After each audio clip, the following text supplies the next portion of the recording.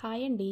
Welcome back to my channel. ఈ rainy సీజన్లో అందరూ పకోడీ చాలా ఇష్టంగా తింటూ ఉంటారు కదండి. రెగ్యులర్గా ఆనియన్ పకోడీ ఏం తింటారు? ఒకసారి ఈ విధంగా స్వీట్ కార్న్ గింజలతో పకోడీ చేద్దామండి. ముందుగా స్వీట్ కార్న్ని నైఫ్తో కట్ చేసుకోవాలండి. గింజలుగా వలవద్దు. స్వీట్ కార్న్ని నైఫ్తో కట్ చేసి గింజలు సపరేట్ చేసుకొని దాంట్లో కొద్దిగా ఉల్లిపాయలు సన్నగా కట్ చేసుకొని కరివేపాకు, ఉప్పు, పసుపు, కారం, అలాగే కొద్దిగా జీలకర్ర, ధనియాలు క్రష్ చేసుకొని వేసి గట్టిగా నలుపుతూ కలపాలండి. తర్వాత మనం దాంట్లో సరిపడా శనగపిండి, 1 టేబుల్ స్పూను బియ్యపిండి వేయడం వల్ల కొంచెం క్రిస్పీగా ఉంటాయండి. అందుకని కొంచెం బియ్యపిండి కూడా వేసి బాగా కలపాలి.